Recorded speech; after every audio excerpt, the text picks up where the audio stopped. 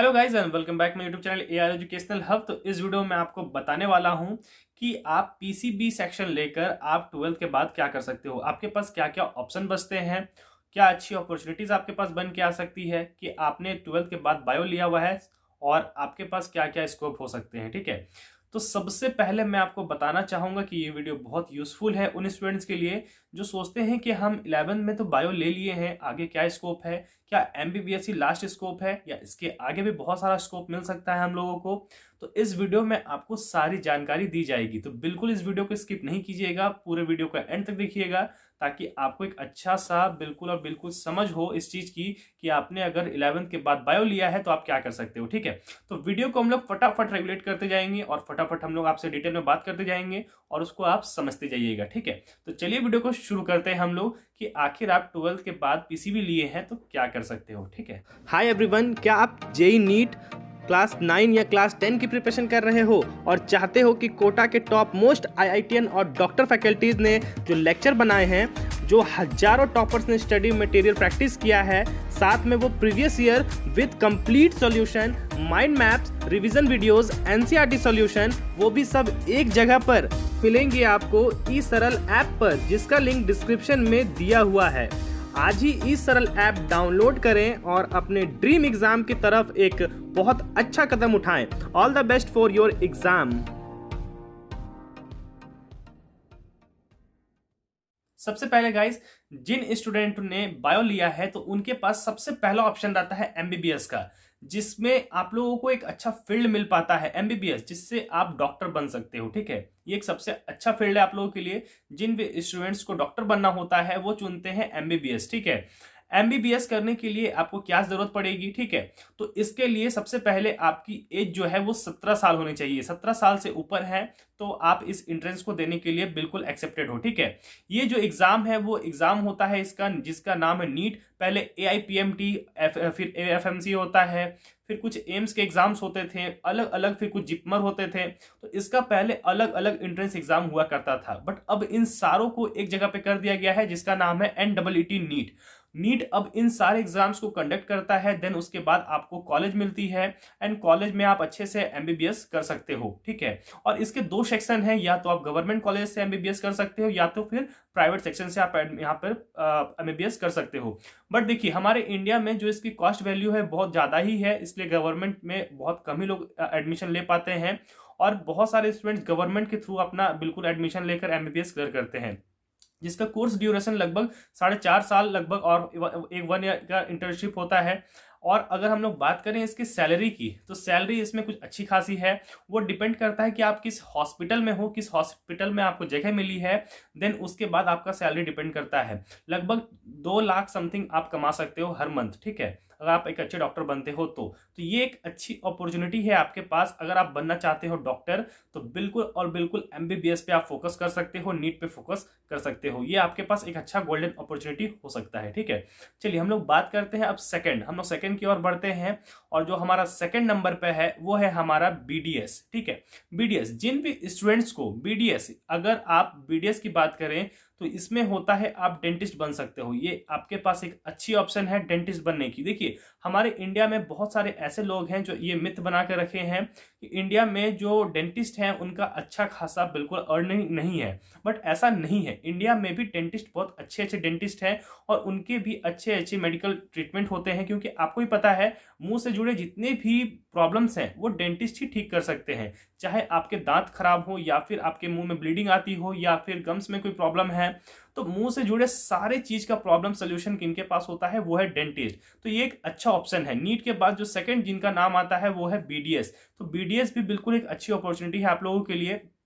अगर आप एमबीबीएस नहीं करना चाहते हैं तो आप बीडीएस में भी कर सकते हैं। ठीक है, हमारे इंडिया में भी बीडीएस के एक अच्छे अच्छे स्कोप्स हैं, वो चाहे बाहर भी हों, विदेशों में भी अच्छा इसका ऑप्शन है बीडीएस को लेकर। ठीक है, और आप बीडीएस भी कर सकते हो। नीट के थ्रू भी बीडीएस में एडमिशन मिलती है। ठीक है, और आप कहीं ना कहीं प्राइवेट में भी एडमिशन लेकर बीडीएस कर सकते हो। उसके बाद आप प्रैक्टिस कर सकते हो, देन उसके बाद कहीं आप अपना क्लिनिक खोलकर भी बिल्कुल आप बीडीएस जो प्रैक्टिस आपने किया है उसके थ्रू आप पेशेंट देख सकते हो।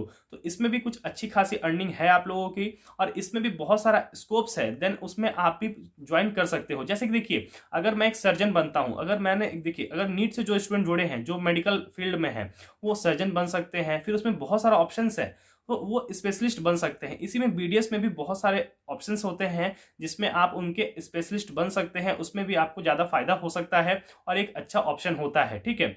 उसके बाद भी बहुत सारा बीडीएस करने के बाद भी आपके पास एक अच्छा ऑप्शन मिलता है जिसको आप करके ज़्यादा अच्छा कर सकते हो उसके आगे, ठीक है। तो गाइज इसमें जो आपका स्पेशलाइजेशन अवेलेबल है बैचलर ऑफ बीडीएस में, इसमें आप ओरल मेडिसिन एंड रेडियोलॉजी कर सकते हैं या फिर ओरल एंड मैक्सोफेशियल सर्जरी कर सकते हैं या फिर पब्लिक हेल्थ इसमें डेंटिस्ट आप बन सकते हैं, ठीक है। तो इसमें एक अच्छा खासा आपके पास ऑप्शन बन जाता है। उसके बाद अगर इसमें हम लोग क्राइटेरिया की बात करें तो 12th के बाद अगर आप पीसीबी से अगर हैं, ठीक है, तो आप एक अच्छा खासा ऑप्शन चूज कर सकते हो। प्लस नीट के थ्रू भी आप एडमिशन इसमें ले सकते हो। उसके बाद इसमें जो कोर्स ड्यूरेशन रहता है वो लगभग 5 साल का रहता है और 4 ईयर का आपका कोर्स रहता है एंड 1 ईयर का इसमें इंटर्नशिप रहता है, ठीक है।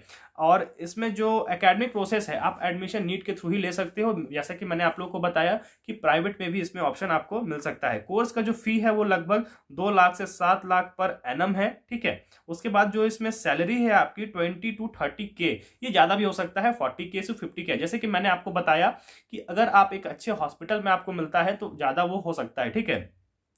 और ये जो सैलरी मैंने आपको बताया ये लगभग एज अ फ्रेशर है। उसके बाद एक अच्छा अपॉर्चुनिटी बन जाएगा आपके पास और अच्छा खासा आपको सैलरी मिलना स्टार्ट हो जाएगा, ठीक है। कोर्स आफ्टर बीडीएस, इसके बाद आप क्या कर सकते हैं, तो आप एमडीएस कर सकते हैं, मास्टर ऑफ डेंटल सर्जरी, ठीक है। तो इसमें भी आपके पास एक अच्छा ऑप्शन बन सकता है। अब हम लोग इसकी जॉब प्रोफाइल की बात कर ले तो इसमें क्या क्या ऑप्शन आते हैं वो मैं आपको बताता हूँ। तो भाई देखिए, जो भी डेंटिस्ट है यानी बीडीएस में आपके पास क्या क्या जॉब प्रोफाइल्स हैं वो मैं आपको बता देता हूं। जैसे कि आप इसमें डेंटल सर्जन बन सकते हो, ठीक है, इसमें आप डेंटल सर्जन बन सकते हो। देन उसके बाद आप इसमें ओरल सर्जरी भी कर सकते हो और इसमें अच्छा खासा आपके पास विकल्प है जो आप करके एक अच्छा खासा स्कोप आपके पास मिल सकता है, ठीक है। अब हम लोग नेक्स्ट स्कोप की ओर चलते हैं और बताते हैं कि नेक्स्ट स्कोप क्या हो सकता है आपके लिए। तो गाइज उसके बाद आपके पास जो थर्ड नंबर है वो है आपका BAMS, ठीक है। ये क्या है, आपका bachelor of Ayurvedic medicine surgery. इसमें आप क्या कर सकते हो, जैसा कि आपको पता है कि हमारे इंडिया में आयुर्वेद को ज़्यादा अच्छा महत्व दिया जाता है और आयुर्वेद की तरफ से ही बहुत सारी बड़ी बड़ी बीमारियां भी ठीक हो जाती हैं, ठीक है। तो ये एक अच्छा ऑप्शन है आपके पास BAMS करके, आप BAMS कर सकते हो। इसमें आपको एडमिशन लेने के लिए नीट के थ्रू ही एडमिशन होती है इसमें, या प्राइवेट कॉलेजेस भी हैं इसके। जो गवर्नमेंट कॉलेज में अगर एडमिशन लेना है आपको तो फिर नीट के थ्रू आपको एडमिशन लेना पड़ेगा। एग्जाम क्राइटेरिया भी इसका सेम है, नीट के थ्रू ही हो पाएगा और आपको PCB होना पड़ेगा जिसमें आपको लगभग 50% अप्रॉक्स होना पड़ेगा सारे सब्जेक्ट्स में। और इसके लिए आपकी आयु यानी एज जो है वो 17+ होना चाहिए, ठीक है। तो ये एक अच्छा ऑप्शन है आपके पास। अगर हम इसकी बात करें सैलरी को लेकर, तो अगर हम लोग बात करें इसको, जैसे कि सबसे पहले हम लोग बात कर लेते हैं कोर्स ड्यूरेशन कितना है। तो इसका कोर्स ड्यूरेशन लगभग आपका 4.5 ईयर जो एकेडमिक सेशन है प्लस 1 ईयर का एकेडमिक सेशन जो होता है इंटर्नशिप वो आपका होता है, ठीक है। और इसका एंट्रेंस नीट के थ्रू एडमिशन होता है जैसे कि मैंने आपको बताया। कोर्स फी लगभग 40K से 1.5 लाख तक का जा सकता है। सैलरी लगभग 40 से 50 हजार हो सकता है आपका पर मंथ, ठीक है। और अगर आप इससे ज्यादा पढ़ना चाहते हैं तो इसमें आप MD कर सकते हैं, MS कर सकते हैं, PG कर सकते हैं, ठीक है, डिप्लोमा कर सकते हैं। तो ये सारा कुछ आप इसमें कर सकते हैं अगर आपको हायर एजुकेशन चाहिए आयुर्वेद में तो, ठीक है। अब हम लोग चलते हैं फोर्थ की तरफ। फोर्थ हमारा स्कोप क्या है वो मैं आप लोगों को बतलाता हूँ। गाइज उसके पास जो आपके पास ऑप्शन बचता है वो है बैचलर ऑफ साइंस यानी BSc कर सकते हो आप। अगर आपको कुछ नया रिसर्च करना है या फिर आपको कुछ नया डेवलपमेंट सीखना है, कुछ आपको जानना है, तो आप BSc कर सकते हो। BSc एक अच्छा ऑप्शन है आपके लिए, ठीक है। इसमें आप क्या कर सकते हो, जैसा कि आपके पास स्पेशलाइजेशन जो है BSc के लिए, तो इसमें chemistry, biology, physics, home science, agriculture और एनिमेशन समथिंग बहुत सारे इसमें स्कोप्स हैं आप लोगों के लिए, ठीक है।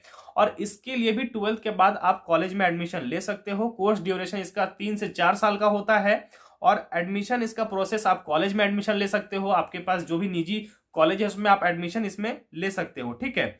और इंट्रेंस में भी हो सकता है और आपका प्रोफेशनल जो होता है पर्सनल इंटरव्यू जैसे कॉलेज वगैरह में होता है उस तरह से भी आप कॉलेज में ज्वाइनिंग कर सकते हो, ठीक है। और इसमें जो आपका कॉलेज का पेपर होता है वो आपको पता होगा। आप एक ऑनर्स चुन सकते हो, जैसे कि जूलॉजी ऑनर्स हो गया, बॉटनी ऑनर्स हो गया, केमिस्ट्री ऑनर्स है, किसी का फिजिक्स ऑनर्स है, किसी का मैथ्स ऑनर्स है।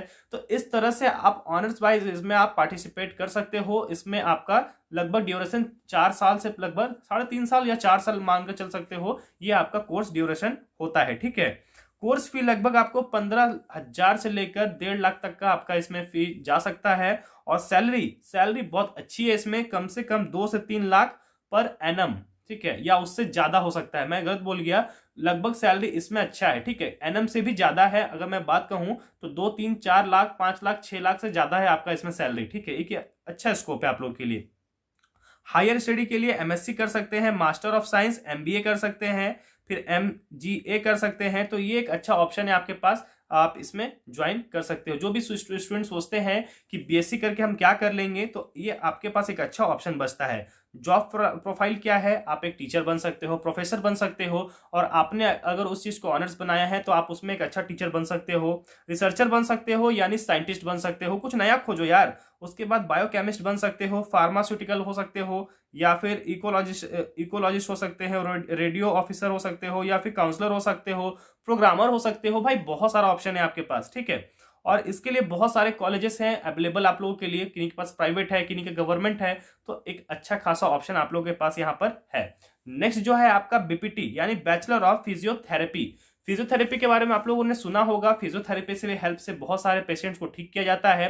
ठीक है, इसमें किस तरह से है, मसाज देकर और बहुत सारे ऐसे प्रोसेस हैं जिनको कर कर हील कर करके वो पेशेंट्स को ठीक करते हैं। तो ये एक अच्छा ऑप्शन है। ठीक है, जो स्टूडेंट फिजिकल मेथड ट्रीटमेंट करना चाहते हैं मसाज करके, वो एक अच्छा खासा स्कोप चुन सकते हैं जिसका नाम है बीपीटी यानी बैचलर ऑफ फिजियोथेरेपी। ठीक है, उसके बाद अगर मैं बात कर लूं, इसमें आपकी जो एलिजिबिलिटी होना चाहिए वो आपके पास 12th पीसीबी होना चाहिए, मैंने आपको बताया था। और सारे सब्जेक्ट्स में आपका 50% नंबर होने ही चाहिए। ठीक है, अगर मैं बात करूं कोर्स की, तो ड्यूरेशन लगभग इसका सेम ही है, 4.5 एंड समथिंग। आपको लगभग 6 मंथ का जो इंटर्नशिप इसमें आपका होना है। ठीक है, एकेडमिक जो प्रोसेस होगा, एंट्रेंस एग्जाम है, कोर्स फी 50,000 से लेकर 2.5 लाख तक आपका इसमें कोर्स खर्चा हो सकता है एनम तक। और एज लिमिट है वो 17 साल से। बहुत सारे स्टूडेंट्स परेशान रहते हैं कि किस एज के बाद से हम लोग सारा एग्जाम दे सकते हैं, तो भाई 17 साल की उम्र के बाद से आप सारा एग्जाम इसमें आप दे सकते हो। ठीक है, सैलरी इसमें अच्छी है, 20,000 से 40,000 तक है एज अ फ्रेशर। आप उसके बाद अच्छे से अगर आप आगे ग्रोथ करते हो तो अच्छा खासा आपको सैलरी मिल सकता है। ठीक है, हायर स्टडी करना है तो आप मास्टर डिग्री ले सकते हो, इसमें पोस्ट यानी पीजी कर सकते हो, MBA in health care and management, या फिर इसमें आप पीएचडी कर सकते हो।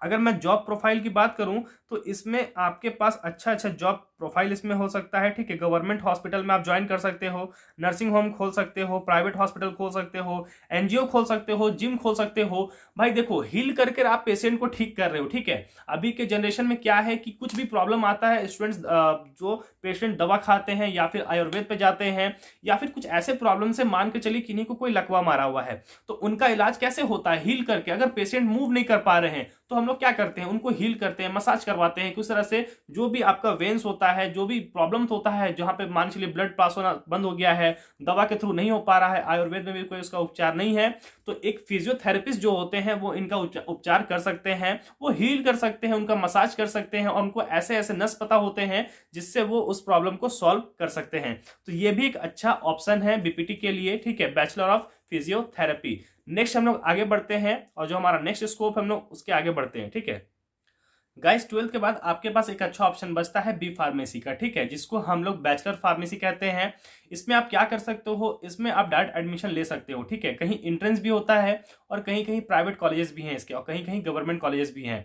इसको करने के लिए आपकी जो एज लिमिट है वो लगभग 17 साल होनी चाहिए। ठीक है, और इसके लिए आप पीसीबी ग्रुप के होने चाहिए। ठीक है, इसके बाद आप क्या कर सकते हो, इसमें आप बिल्कुल ज्वाइन कर सकते हो, देन कॉलेज मिलता है आपको। इसका भी कॉलेज सेशन जो होता है वो लगभग 4 साल का होता है। देन इसके बाद आप 1 ईयर का इंटर्नशिप होता है। देखिए, जितने भी एग्जाम से सारे में इंटर्नशिप होता ही है। ठीक है, और अगर आपको इसमें हायर एजुकेशन चाहिए तो इसमें आप एमडी कर सकते हो। ठीक है, एम फार्मा भी कर सकते हो।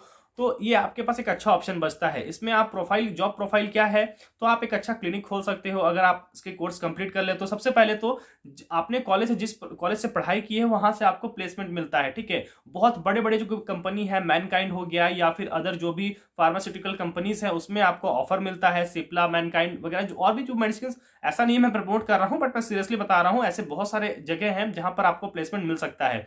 तो ये एक अच्छा ऑप्शन है आपके पास। और अगर कुछ नहीं तो फिर आप एक अच्छा सा क्लिनिक खोल के आप उसमें बैठ सकते हो, दवा आप बेच सकते हो। देन उसके बाद आपके पास सर्टिफिकेट भी मिलता है। देन उसके बाद आप जो एक सर्टिफिकेट मिलता है उसका आप यूज कर सकते हो। आप एक अच्छा सा फार्मास्यूटिकल कंपनी खोल सकते हो या आप एक फैक्ट्री खोल सकते हो जहां पर मेडिसिन वगैरह से सब कुछ वहां पर संग्रह करके बेच सकते हो, ठीक है। तो ये अच्छा ऑप्शन है आप लोग के पास। सैलरी इसमें बहुत अच्छी है, ये एक अच्छा ऑप्शन है। उसके बाद आपके पास बचता है MLT, ठीक है, लैब टेक्नीशियन। लैब टेक्नीशियन का भी यूज आपको पता है, बहुत सारे हॉस्पिटल, जितने भी हॉस्पिटल है सभी में लैब टेक्नीशियन की जरूरत पड़ती है। चाहे वो छोटा से छोटा अस्पताल हो या बड़ा से बड़ा हॉस्पिटल हो, सारे में लैब टेक्नीशियन की जरूरत पड़ती है। ब्लड सैंपल वगैरह चेकिंग हो या फिर एक्सरे वगैरह हो, इन सारे के लिए लैब टेक्नीशियन की जरूरत पड़ती है, ठीक है। तो ये भी एक अच्छा ऑप्शन आप लोग के पास सामने आ सकता है। तो बायो के लिए भाई बहुत सारा ऑप्शन है और मुझे लगता है कि मैंने अभी कुछ ऐसा पार्ट है जिसको छोड़ दिया है, बट कोई बात नहीं है, मैं जल्दी उस पर वीडियो बनाऊंगा कि और भी आप इसमें और क्या ऑप्शन चुन सकते हो, ठीक है, जितना हो सके, क्योंकि समय बहुत ज्यादा इसमें वीडियो पे लग चुका है, ठीक है। इसलिए इस वीडियो को थोड़ा शॉर्ट ही रखते हैं। सेकंड पार्ट में मैं आप लोग को बताऊंगा कि इसके बाद और आप क्या क्या कर सकते हैं, ठीक है। जिनको भी वीडियो के पार्ट में कुछ भी समझ नहीं आया होगा वो बिल्कुल कमेंट करके बताइएगा कि किस पार्ट में आपको क्या समझ नहीं आया, उसकी पूरी डिटेल मैं आपको कमेंट पे बता दूंगा, ठीक है। आई होप आपको वीडियो पसंद आया होगा। जो भी चैनल पे न्यू है चैनल को सब्सक्राइब कर बेल आइकन प्रेस कर लीजिएगा। मिलते हैं आप सभी से नेक्स्ट वीडियो में, तब तक के लिए धन्यवाद।